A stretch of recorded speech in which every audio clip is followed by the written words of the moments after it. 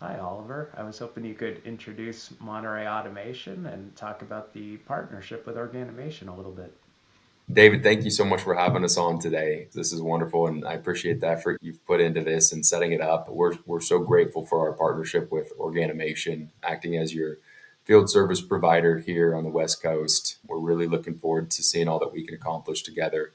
To give a little bit of a background on Monterey Automation, we're based in Reno, Nevada, but we have field service engineers across the country, and we partner with OEMs and vendors acting as their field service team. And we work alongside them so that if there are any installs that they need, PM visits that they need, service calls that are needed, we'll act on their behalf and our technicians will be on site. For emergency visits, especially, typically our response time is 24 to 48 hours. That's the standard we like to hold ourselves to, and really priding ourselves on building lasting relationships with our partners.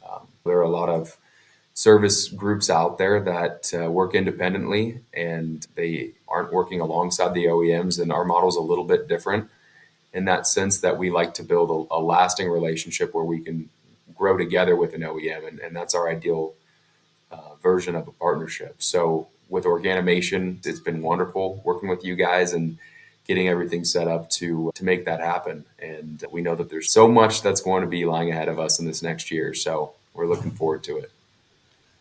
That's great to hear. I'm curious, could you talk a little bit about how Monterey Automation differentiates itself compared to other field service providers? Absolutely. Absolutely. And I touched on it a little bit in that first question, but I think the big thing that we like to look at are lasting partnerships. I think we like to look at ourselves as a company in the space that we want other companies to look at us as a sustainable solution. We aren't in it just for trying to make our buck. I think there's a lot of opportunities out there for a lot of companies, and the best opportunities we've found for us are ones that we can grow with our partners, ones that we can really help them accomplish things that aren't easy to accomplish for, say, a new company coming to market, or a company that's setting up a service entity for the first time, or maybe it's a company that has all the pieces in place, but they're transitioning away from equipment that has been in the field for some time. We really like to look at ourselves as that missing piece or that complement to different entities in the lab automation space that they need extra help with their service, and we're in it for the long haul with them. Our best partnerships have been partnerships that have lasted for a decade plus. So it's something we really try to pride ourselves on, which is the relationship and continuing to grow with our partners. How is the company adapting to emerging trends in life sciences and industrial automation in general? There's a lot going on in this space as it doesn't stop. I think innovation is only accelerating, and there's a lot of different niches to focus on. There's so many different types of equipment, and there are plenty of different types of equipment that we work on. I don't think that one company needs to understand every single piece of equipment, but how you can serve and fulfill a particular role as this innovation continues and be a key component in the industry is important. And I think for us, I touched on it earlier as well, which is if there's companies coming to market that are bringing innovation to our space, the US is such a big market, and it's a hard one to crack for companies that have done things in other countries. So for us, if we're able to help them bring a product to market and it's something that doesn't exist here currently, that's wonderful. And of course, they're taking full responsibility for the sales and operations, etc. Our key piece in the whole puzzle is service, right? So if we can help them and be that service entity that they're missing, I think that really helps their time to market tremendously. And as far as that goes, it doesn't stop there. I think there are plenty of companies that innovate internally. I think that the more that you can enable them to focus on that innovation and succeed in their core competencies, the more success they will ultimately have. And for us, if we can, again, complement them from a service perspective, that's how we can continue to adapt, if you would. It's what do our partners need and how can we fill their voids? So adapting is key in a fast moving pace, in a fast moving space. And it's really a matter of seeing how you can fill the needs of your partners and complement them accordingly. Could you share some examples of institutions you've helped or some customers you've been really proud of helping in terms of case study potentially? You had the OEMs, and you certainly build a long lasting relationship with them, but I'm sure it's also exciting where you have a lab that's in need of your help. Sometimes it might be a desperate need of your help, right? When do you have to you feel like you have to be Yeah, there within 24 to 48 hours and their hair is on fire because a certain key instrument is down and you come in and save the day. I'm sure that's pretty rewarding. you're right. And it is rewarding. And that's why I think for me, trying to figure out if there's any ones that stand out in particular, I think there's a lot of stories that stand out to me. There's been certain instances where we've had an end user that has 26 different robots that are running nonstop 24 hours a day, 7 days a week, and then five of them go out. That takes their whole workflow down ultimately.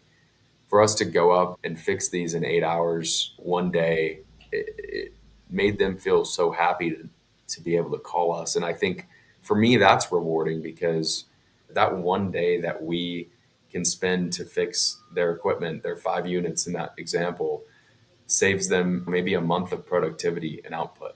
If those instruments stay down, who knows how much productivity they're losing. And that ultimately reflects on their balance sheet and the morale of everyone in their company. When your instruments are down, it's discouraging. And when you can't get your work done, you become frustrated. So for us to be able to come in and, as you put it, save the day, it's very rewarding. It is very rewarding. And we've worked with a number of institutions: Stanford, Cleveland Clinic, LabCorp, Genentech, the list goes on, all across the country. Costco as well. Costco is another one. But every lab or every end user that you deal with, you end up building a relationship with them. And it becomes more than just fixing their equipment. It becomes, you're ultimately making their day a little bit better, right? You're ultimately able to come in and say, don't worry about it. We've got it. We're going to be able to fix this. And when it's up and running, you just know how appreciative they are. And it makes you excited to go back and visit, even if it's for a simple PM visit, right? It makes you excited to see how they're doing. And you get to know these people, right? It's not like you're just going in and working on a piece of equipment. It really is like you're becoming closer with them and you want the best for them. So it is really rewarding. Absolutely. We talked about it a little bit earlier, but I'd be curious to hear about 2025, what Monterey Automation has planned, and areas you're looking to grow into as well. Definitely. 2025 is going to be an exciting year. That's for sure. There are a lot of partnerships that we've been developing that we're very excited for. And these things, they do take time. And I think that's when they become even more rewarding, is when you've spent, a year and a half getting to this point where you know that they're just about to cross the finish line and they're just about to start delivering units, or the pieces are just about to be in place for you to be able to help them in the field. And for example, with Organomation, we're so excited to be able to start actually supporting end users on your behalf. And that's going to be something for us that we're just excited to dig into, continue to grow our business relationship and see where we can take it together. As far as it goes, 2025, I would say what I'm most looking forward to is just seeing all of those things cross the finish line and really, again, continuing to make our name known as someone in this space that's here to help OEMs and vendors. It's something we take a lot of pride in, and our model is a little bit different. I think when people hear third party service group, their immediate knee jerk reaction from an OEM and vendor perspective is they're trying to take our revenues and they're working against us. But as we're working alongside and we're here to support you just as though we're your own team. It's a different model, and I think the more that we succeed and the more that we have successful partnerships, the more that we can continue to grow our business and our relationships as well. So 2025 is going to be an exciting year, definitely. Yeah, I agree. We are excited as well to work more with Monterey Automation and continue to provide a high level of service to our customers on the West Coast. So I appreciate the time today, Oliver, and we'll be in touch soon. Absolutely, David. Thank you so much.